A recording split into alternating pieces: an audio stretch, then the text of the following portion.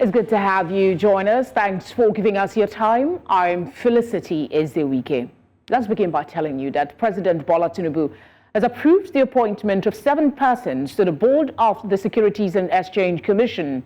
The presidency announced the appointment in a statement signed by his special advisor, by the president's special advisor on media and publicity, Ajire Ngalale. They include Mairiga Katuka as chairman of the board, Imomotimi Agama as the director general, Frana Chukwogo as executive commissioner, legal and enforcement, and Bola Ajomale as executive commissioner, operations. Others are Samia Usman as executive commissioner, corporate services, Lekon Bello and Kasimo Kafi as non-executive commissioners. Ngalale said the president anticipates that all members of the board will bring to bear their wealth of experience and competence in advancing the commission's core mandate. Nigeria's Inspector General of Police, Olukayode Egbetukun, has withdrawn police officers attached to former governor of Kogi State, Yahaya Bello. The order for the withdrawal was contained in a police wireless message. Bello was declared wanted by the Economic and Financial Crimes Commission, EFCC, on April 18 after his absence from the Federal High Court in Abuja stalled his arraignment. The Nigerian Immigration Service had earlier placed the former governor on its watch list after the Economic and Financial Crimes Commission declared him wanted in connection to an alleged case of money laundering to the tune of 80.2 billion naira. Let's also tell you that the Nigerian Army has released the arrested monarch of Ewu Kingdom in Delta State, who was detained following his declaration of being wanted by military authorities and his subsequent submission of himself to the police in the state over allegations of being complicit in the killing of about 17 army personnel at Okuama community. The Director of Information of the Army spoke to newsmen at the Army headquarters in Abuja, saying ongoing investigation have not established the culpability of the monarch, though available evidence does not also exonerate his complicity. The monarch was released to the federal lawmaker representing Delta Central Senatorial District on the grounds he will be provided whenever needed.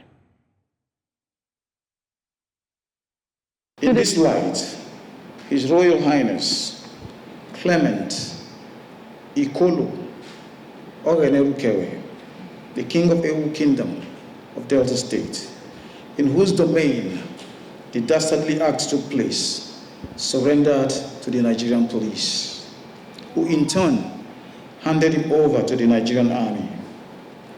Since his surrender, the Nigerian Army has painstakingly reviewed every available information on the incident and has come to some preliminary observations and inferences, one of which is that while culpability has not been conclusively established against the traditional ruler, there is insufficient evidence to exonerate anyone at this stage.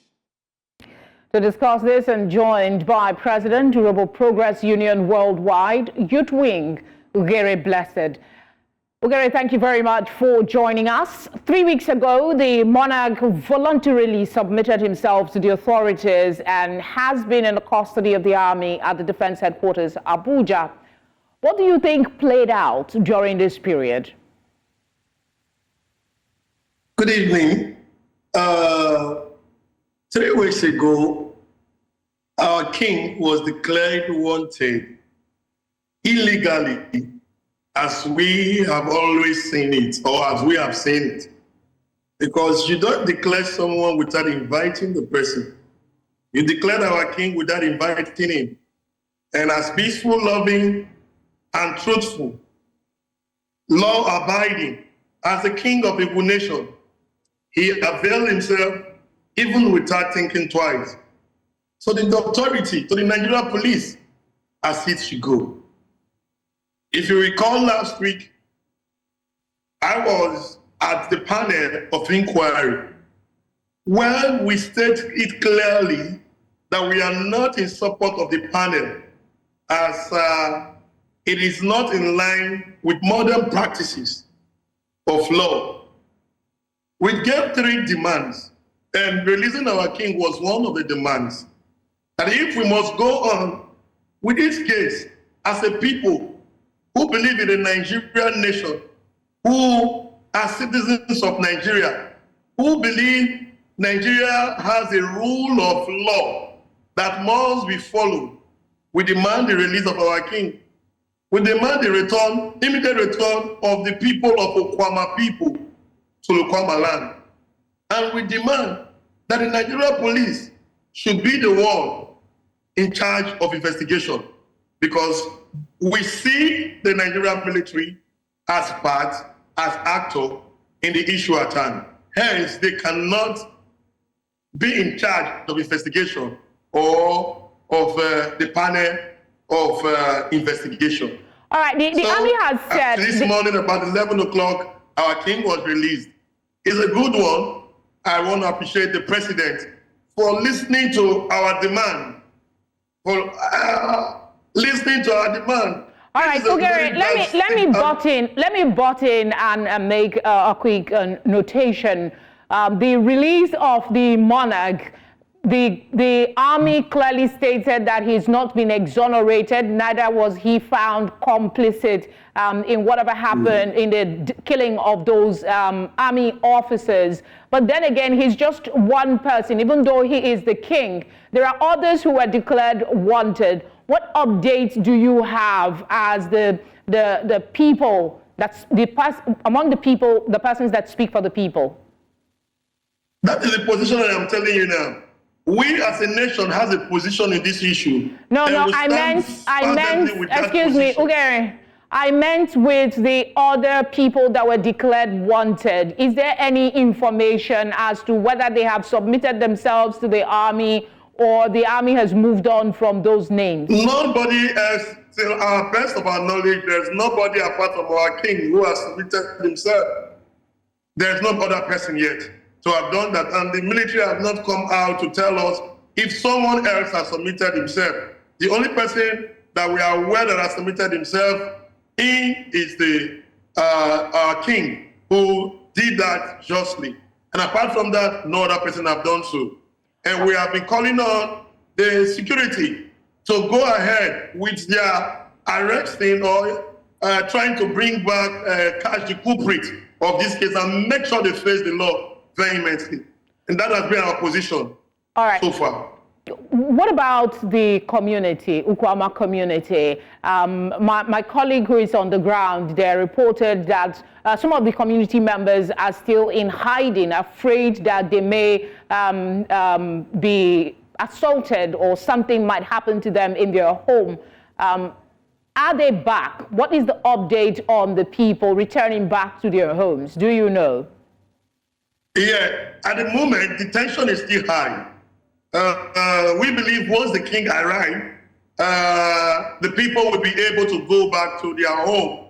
But you know, when you take the shepherd, you don't expect the sheep to be united or to be together. You strike the shepherd, the sheep will be scattered. This is the position of the Okuama people at the moment. They are scattered around, and fear have not brought them back. They are still scared that they will be harassed, and their safety is not guaranteed, hence they are still hiding. We need the military to give us a clear position that will make the people feel like we can come home and support the security in investigating the cause and the roots and those who are involved in this issue, and bringing a lasting solution to this issue, making sure that nothing of such again ever happen in Niger Delta again. All right, while we await further reports from the army, I'd like to ask what the state government has said so far regarding the people going back home. And can you confirm for us if the army is still on the ground in Okuama community? Oh, as it as this morning, I don't know this evening, as of this morning, the army are still in Okuama. As of this morning, the army are still there. As of that 2 days ago, the army were at Olota. Yes, 2 or 3 days ago, I got the call that the army were in Olota, and they left there. They stayed about 3 to 4 hours, and they left Olota community. Olota community is not far from Okuama community. As of this morning, we are still confirmed this morning that the armies are still there, and their presence will not let our people go back because of fear of intimidation. The part of state government, I can assure you that the state government have done so well in all this. Our problem is not the state government at this moment. Our problem is federal government. If federal government can give us access and allow things to be done in accordance with the rule of law, we will get all these old issues resolved and settled. The culprits and whoever is involved in this issue will be brought to book and they will face them. But at the moment, our people are still being starved.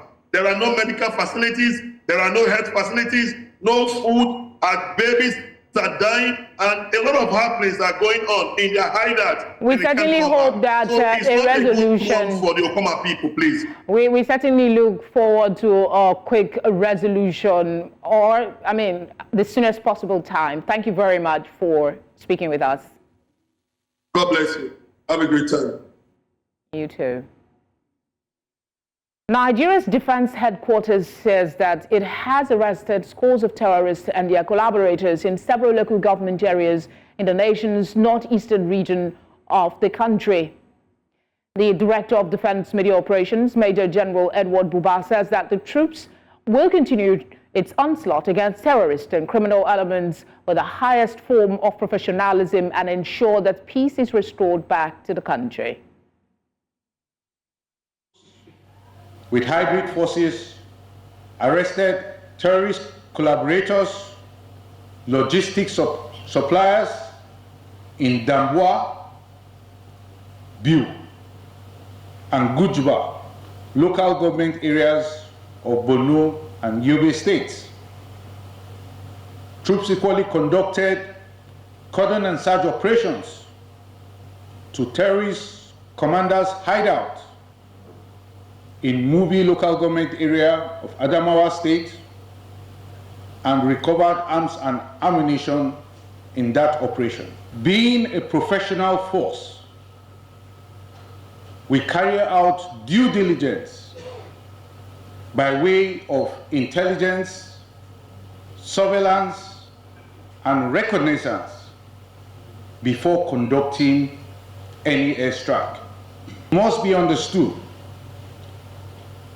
that our operations have prevented these evil elements from accomplishing their strategic objectives. Troops will continue to apply intense military pressure on them to kill them or to cause them to surrender. A disturbing development coming off Plateau State. A late-night attack in Jinkang community in Bokus and Tilengpat in Mangu local government area has left an unconfirmed number of people dead and many others injured. Media officer of Operation Safe Haven, Major Samson Zankom, says 3 students of the Plateau State University in Bokus were among those reported killed in the incident. He added that while troops tried to contain the situation, the protesting students set their checkpoint ablaze, escalating the incident at hand. Protests were staged by different groups and community members with security agencies on the ground to forestall further breakdown of law and order. News Center's Chizoba Anyowe quotes Governor Caleb Mufwang as condemning the recurrent attacks in strong terms, saying everything possible will be done to arrest perpetrators and explore measures to restore peace on the plateau. Details of this will be brought to you in our subsequent bulletin. Just over a week ago, tragedy struck Lagos as a massive fire tore through Dosumu market. Goods worth millions of naira were lost, leaving countless victims struggling to pick up the pieces. Determined to help find a way forward, News Central hosted a town hall meeting to address the aftermath. News Central's Chidimma Ona compiled this report. Flames that ravaged Dosumu market weren't contained within its walls. The inferno's impact stretched far and wide, scorching businesses on Pedro and Idumagbo streets. Shop owners watched helplessly as their entire livelihoods went up in smoke. The market's closure adds another layer of hardship, disrupting trades with an uncertain future. I go there direct to face the fire with fire extinguisher. When I reach the first building to the actual building, I challenge with my own fire extinguisher. I use first one, I use the second one. When I got back again to go and get another fire extinguisher, I instruct someone to go to the office and be more fire extinguisher. What I noticed that the fire is not burning at the top. It's burning from the down. Maybe because of all those things that they drop. So when I got there in the third times with fire extinguisher, I see the fire is already beyond fire extinguisher power. So I try to use the fire extinguisher, maybe it can save more building. But my target is to limit the fire to that building alone. On that fateful incident, I was not around. I traveled. My shop is at number 7 Dosumu. We lost everything. Me and my husband have labored for 20-something years. As it stands now, I don't have any hope for where I get money to feed my children for now. Everything gone. I use the whole floor in number 7 Dosumu. That's where my storage is. I just offload 2 40-feet container with what I've bought in the past before I left to London. Everything went, and my shop went away. We are just begging the government, because right now we are penniless. We are penniless. Trillions. My sister Morufat Allison, she lost 3 buildings. She lost 3 buildings, and her husband lost a building. This is too much. This is too much. It's not something we planned for. We just beg the government, federal government, Lagos State, they should help us. Help us. They shouldn't give us fake promises. This is a special enumeration. The forms are going to be filled. You are going to have the passport photographs of everybody. So the form identifies whether you are a landowner, you are the owner of the building. Governor will support you if you are a building owner. The form recognizes if you are a tenant. Governor will support you. Inside that form, it will also ask you what is it that you have lost or that you are selling. Victims of this incident, Lagos State government officials and concerned citizens all came together to discuss solutions. News Central's Managing Director and Editor-in-Chief, Kayode Akintemi, also addressed the crucial town hall meeting. Our job as the fourth estate of the realm is to make sure that we follow through on our promise and our commitment to make sure that the government does not feel comfortable. I am sure that the governor is watching, and these people who have been asked to do this, their job should be done, but they should do it in a way that they don't compromise the lives and health and safety of people. The Dosumu market fire serves as a stark reminder that fire safety in densely populated areas is paramount. This disaster underscores the urgent need for stricter regulations, improved infrastructure, and widespread fire safety awareness campaigns. These measures are crucial to prevent similar tragedies from unfolding in the future. Time has come that it is not only fire extinguishers that we have advised that people should have in their buildings, that we are also going to appoint what you call fire marshals. The fire marshals will live with you. They are going to be members of your community. They are going to be part of you. They will be your brothers, your sisters, and children. The road to recovery for Dosumu market will be long, but with open communication and a commitment to safety, the Lagos community can rebuild. News Central will continue to follow this story, providing updates and advocating for solutions.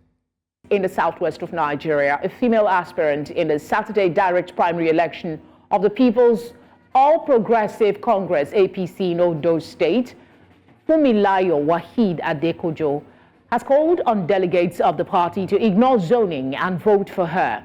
The political arrangement in Ondo State had always supported zoning since the return of democracy in 1999. But Waheed Adekojo is of the view that zoning will not will not bring about competence and capacity.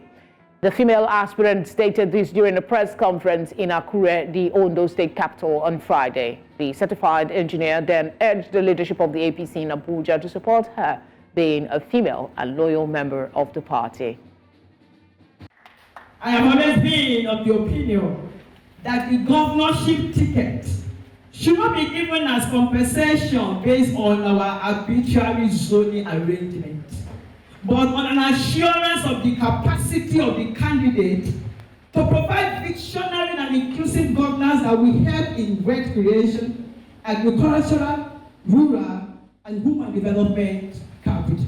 If I'm elected as your party flag bearer in those states, with my vast knowledge and experience in engineering, management, entrepreneurship, and procurement, and we announced the deep sea port to bring significant employment.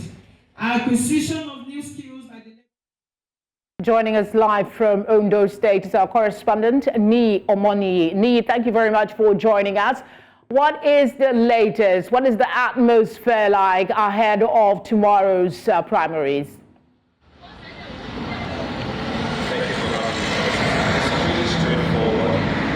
Tomorrow we're going to have over 170,000 party members, validated party members that have their cards.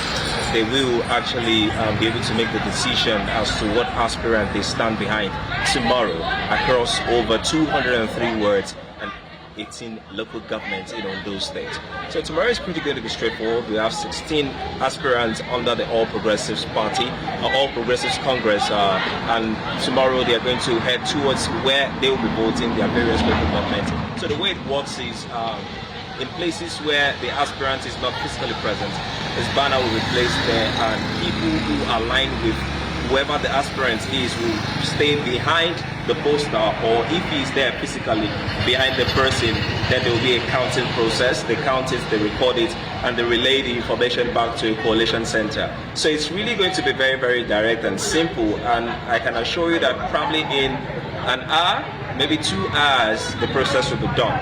But we hope tomorrow to be able to reach out and capture live process exercise of this election for the current governor. Party aspirants who are going to be in the process tomorrow. As for the people of Ondo State, certainly they don't really have a favorite. They're just looking for someone who can take care of the state and someone who has the people's best interest at heart. So whoever comes out top is okay for them. They believe that everyone has a strong point.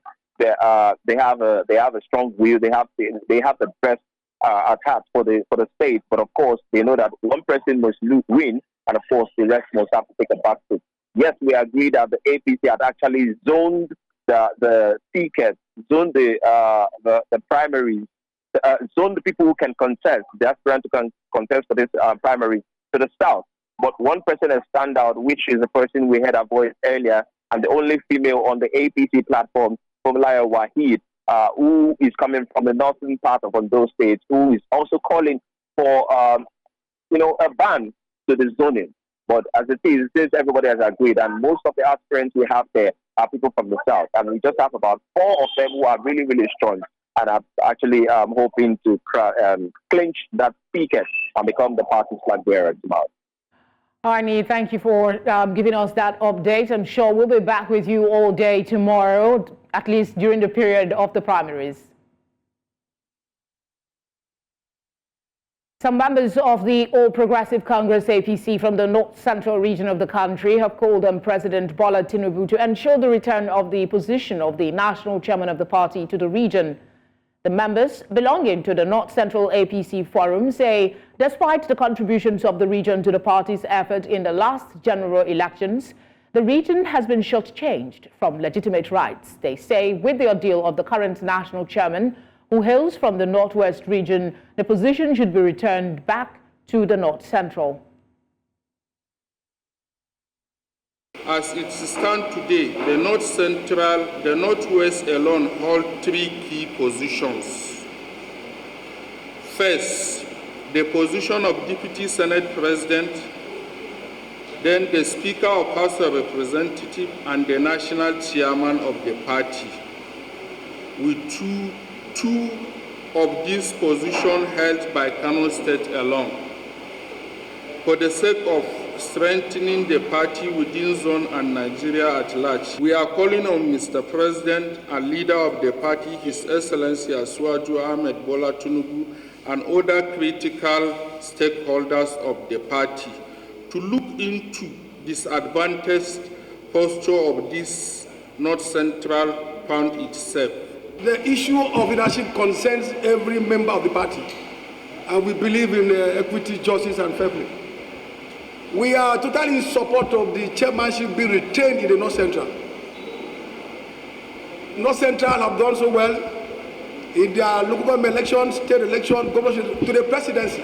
I see the reason why a zone that are delivered in all of the elections. Nigeria's federal government has been tasked to be wary of grants being received from foreign donors and international partners, as many of them come with caveats that do not align with national interest. This was revealed by experts during a stakeholder dialogue on foreign influence on Nigeria's democratic spheres, organized in Abuja. Amadine Uyi tells us more. Nigeria has received billions in dollars from development partners and sister nations to help develop several sectors in the country and the nation's democracy. However, in recent times, many have begun to call on government to be wary of such grants, saying they are sometimes tied to objectives which do not align with the interests of citizens. Every funding for democracy is a projection of ideas of those who are funding it, and it's an influence. It's influence. The question is it legitimate or illegitimate? The values they push get implemented through their support. So this is not about whether they are bad or good people. It's that they come with an idea about democracy and they push that idea. As experts converge on the nation's capital, Abuja, to review the influence of foreign grants on the growth of the nation's democracy, they say there is a need for government to be more transparent in its partnership agreements with the partners. One of the key things we are very particular about achieving from this conversation is to make sure that these conversations are not the ones that people will say, oh, we arrived suddenly to say, how did we get here? But to be able to bring these things up in civil society space, in media space, and make sure that governments around the world and governments in Africa, and even our Nigerian government, is transparent about their dealings and what they want to essentially achieve when they say, oh, we are in a contract with this country, or this country is doing diplomatic ties, or we're arriving at some form of agreement. They also want Nigeria's interest to be protected at all times, irrespective of grants, partnerships, and agreements being embraced. What happens when you invite a foreign country to help you with your security sector? What happens when you have a foreign country or a contractor or a company from a foreign country influence what happens in your mining sector, or they influence what happens in your transportation sector, or influence what happens in any of your sectors at all? Are those decisions done in the best interest of Nigeria or any of the countries in West Africa? Today, we are dealing with identities, identitarian politics. They are telling us more about gender, transgender, sexual orientation. Those might not be the pressing need of a third world country. The crisis we face might not be a crisis of oppressing transgender people. No, we have a much more damaging crisis of ethnic fight, ethnic quarrel. How do we construct a nation that creates democratic citizenship so that all people of all ethnic religious persuasion can come together? Experts at this event organized by the Data Fight Foundation are calling on government to be more vigilant and put the interests of citizens first. In Abuja for News Central, I am Amadine Uyi. Residents of Jos, the Plateau State capital, north-central Nigeria, are facing a frustrating week-long fuel shortage. There is no immediate end in sight, causing major disruptions for citizens and businesses. Our correspondent, Chizoba Anyowe, reports long queues at the few gas stations still operating. Motorists have little choice but to wait, as most stations have run dry. This scarcity has significantly impacted daily life, with businesses and vehicle traffic grinding to a near halt due to the lack of fuel. The fuel shortage in Jos is causing significant hardship. The shortage has affected businesses and other vehicular activities, leaving the streets virtually empty. One of the managers of a fuel station spoke on the development.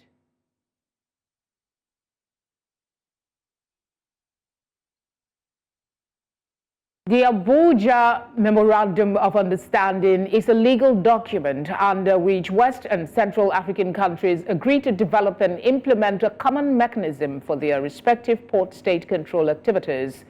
The main work of the MOU is the harmonization of the port state control procedure and practices of all the countries in both regions, aimed at eliminating the operation of substandard shipping within the region, thereby ensuring maritime safety, security, and the protection of marine environment from pollution. It also includes improving ship crews, facilitating regional cooperation and the exchange of information among member states. There are 22 countries whose port state control function fall within the Abuja MOU. Substandard vessels are the major causes of accidents and pollution, and sometimes criminality in the region. So elimination will first mean, they say cause and effect, consequence management. Are there sufficient punishment? Thank God for piracy. We have Supreme Act now. So for substandard vessel, when such a vessel is caught, what are the penalties?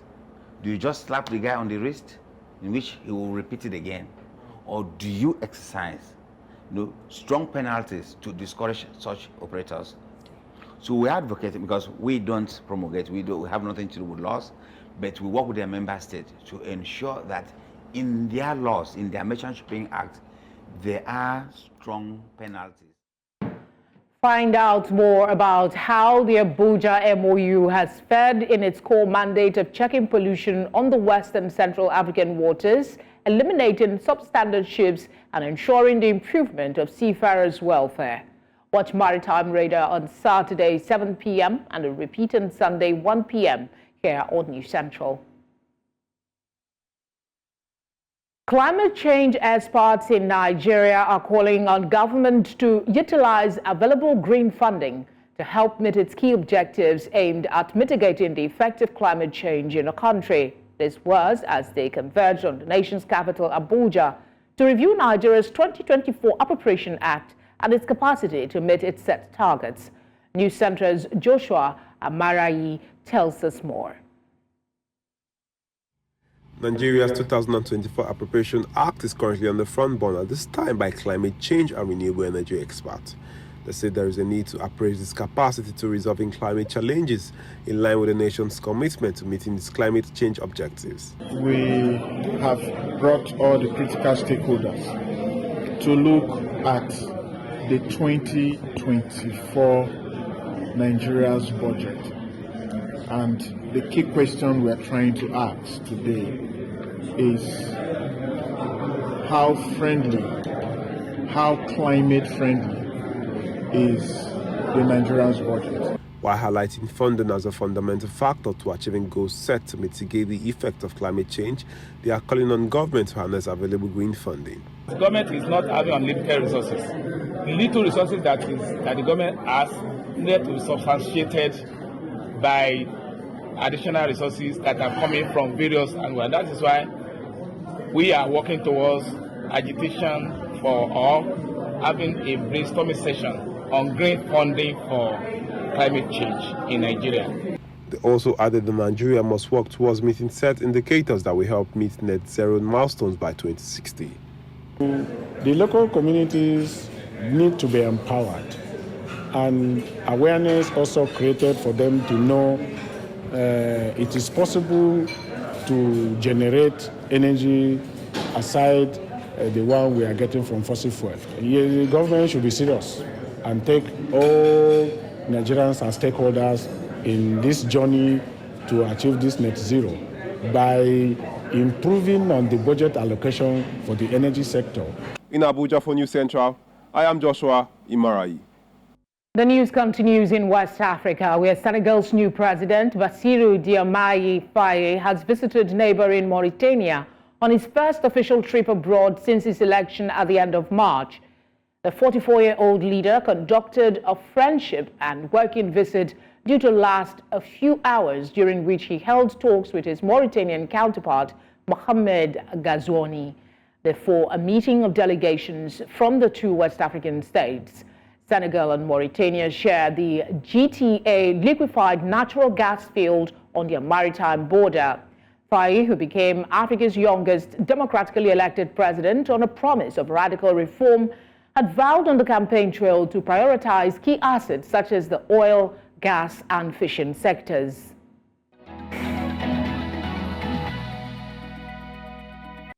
Welcome to Business News. The federal government has asserted it needs approximately 3.2 trillion naira to subsidize electricity in 2024 should the current tariff hike be reversed. Chairman of the Nigerian Electricity Regulatory Commission, NERC, Sanusi Garuba, disclosed this during a stakeholders meeting convened by the House of Representatives Committee on Power in Abuja. Garuba stated that investments in the sector were insufficient to ensure a consistent power supply nationwide. He further warned that without addressing foreign exchange fluctuations and gas payment issues, the sector would face collapse. Before the tariff review, electricity distribution companies disclosed were only required to pay 10% of their energy invoices, exacerbating liquidity challenges in the absence of sufficient subsidy funds. Ghanaian President Nana Akufo-Addo and Ivorian Prime Minister Robert Mambe hosted a ceremony marking a significant step towards the Côte d'Ivoire-Ghana Cocoa Initiative's goals of influencing global cocoa prices and empowering producers. The African Development Bank, AFDB, provided crucial financial support for the initiative's headquarters and capacity building. Both leaders stressed the need for fair compensation for cocoa farmers, as Côte d'Ivoire and Ghana receive a disproportionately small share of the cocoa value chain's profit. The successful implementation of the Decent Revenue Differential, DRD, a $400 per ton price floor, was also celebrated. The ceremony, attended by representatives from agricultural ministries and cocoa boards, showcased the commitment of Ghana and Côte d'Ivoire to empower farmers and create a more equitable cocoa trade. The event preceded the World Cocoa Conference, where efforts for a sustainable and fair cocoa industry will be advocated. And finally, the mining investment arm of Abu Dhabi's International Holding Company has offered over $1 billion to acquire a majority stake in Vedanta Resources' Zambian copper assets. This is according to Reuters. The unit, International Resources Holding, IRH, aims to expand its African copper mining business and has already acquired a 51% stake in Mopani copper mines.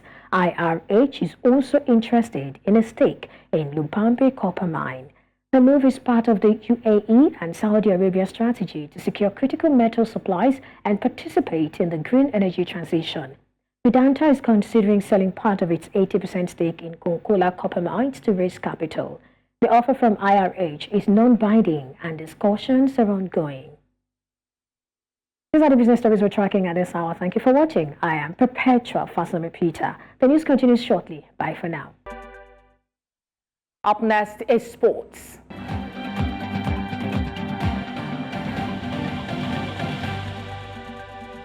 And in sports, Nigeria's oldest competition, the Confederation Cup, has seen a name change, and this is happening for the 7th time in its history. Now, the Nigeria Football Federation, in collaboration with the Ministry of Sports and GTI on Friday, announced a new name for the knockout competition. The tournament, which began in 1945 as the Challenge Cup and later renamed the Federation Cup, will now be known as the President's Federation Cup. GTI Asset Management, strategic partners of the Nigeria Football Federation and the Nigeria Professional Football League, in partnership with the Ministry of Sports Development, jointly renamed the Federation Cup FA. Away from that one now, during a courtesy visit to New Central Television headquarters in Lagos, Nigeria, John Eno Onwan, the Minister of Sports, reiterated that the timeline for the announcement of a new Super Eagles manager has not changed. Nigeria Football Federation is aware of the expectations by Nigerians and also realizes that cannot keep Nigerians waiting for too long anymore. And I can assure that very soon, a new national team coach for the male team will be unveiled. Well, Sati fans are looking forward to an announcement made very soon by the Nigeria Football Federation. Away from that one now to the world of athletics, as the organizers of the Beijing Half Marathon has announced that the top 3 in Sunday's half marathon have been stripped of their medals following an investigation into the finish that saw China's He Ji controversially win. He crossed the finish line first in a bizarre finish after the Kenyans Robert Keta and William Nagat and Dejani Helu from Ethiopia seemed to deliberately allow him win. The 4 runners had stuck together throughout the course of the just over 13 miles around the streets of the Chinese capital, but He Ji, the 2023 Asian Games marathon gold medalist, won by 1 second after his supposed rivals appeared to slow down towards the finish line and then waved him out in front. All 4 athletes were punished and their results cancelled.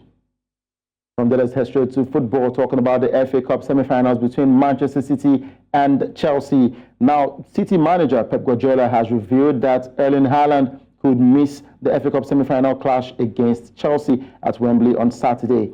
Haaland was substituted before the start of extra time in City's Champions League quarter-final second leg defeat against Real Madrid. Guardiola has now confirmed Haaland suffered an injury against Real and suggested it was not certain his leading goal scorer would recover in time for the FA Cup holders clash with Chelsea. While Guardiola sweats on Haaland's fitness, City midfielder Kevin De Bruyne should be involved against Chelsea after being taken off during extra time against Real Madrid due to fatigue. And that's a wrap on Sport Update. I am Udoka Njako. Thank you for watching.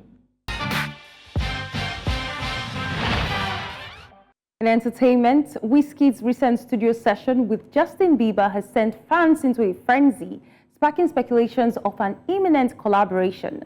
The photo of the 2 artists together quickly went viral following their electrifying joint performance of Essence at Coachella.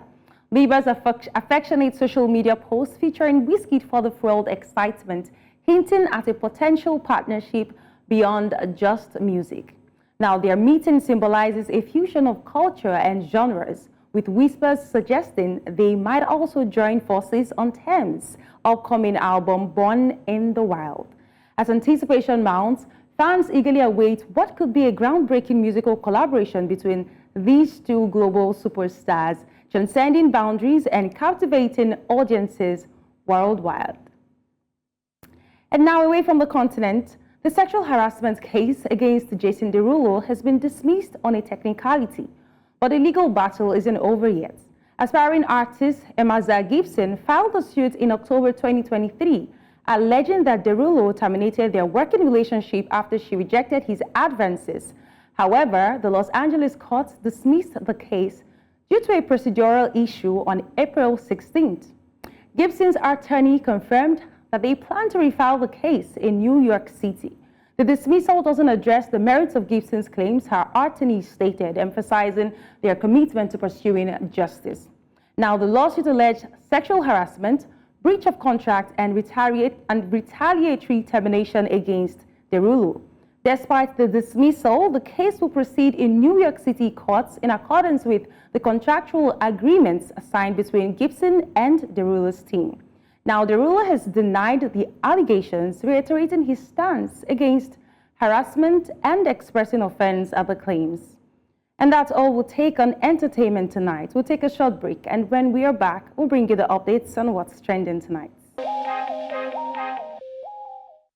Now, moving away from entertainment news, Plateau State is the highlight of our trending stories tonight because of a disturbing insecurity incident that occurred in Plateau State University. A trending video on social media suggests that students of Plateau State University were thrown into chaos as terrorists stormed the campus, firing shots at them.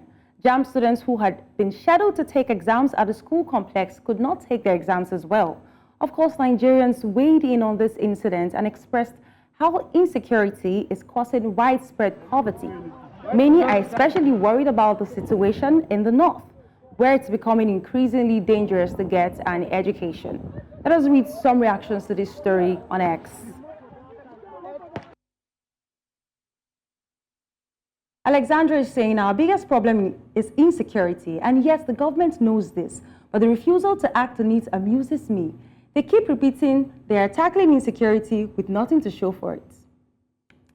Another tweet from IndoBC is saying Nigeria's greatest problem is insecurity. Take away insecurity and most people will be free to embark on legitimate activities. Poverty will shrink and this will improve our Human Capital Development Index. Elik is saying the amount of money used to renovate the Senate chamber is pretty higher than our military budget. Why won't this happen? I will always call Nigeria a banana republic. And our last tweet from Enna is saying, while this lasts, where is the police? Where is the army? Where are the drones at the end of this shooting spree? These guys would go free. Afterwards, the police, army, and government will come and tell us they are on top of the situation. Schools in the north are not as safe.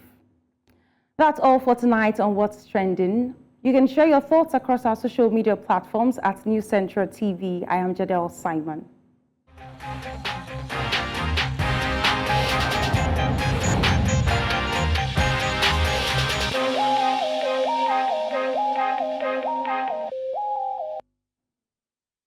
And that's all tonight. But before we go, let's take another look at some of the major stories. Inspector General of Police has withdrawn officers attached to Kogi ex-governor Yahaya Bello. Nigerian Army has released Delta Monarch, detained over Okuama killings. Several lives have been lost as militia launches fresh attack in Plateau State. We also brought you news that Senegal's new president has arrived in Mauritania on first official foreign trip. Would like to hear from you? Please send your eyewitness report to the number showing now on your screen. We are on social media at News Central TV. You can watch live on DSTV channel 422, Star Times channel 274, Evo TV, and on YouTube. As always, thank you very much for watching. Have a good night.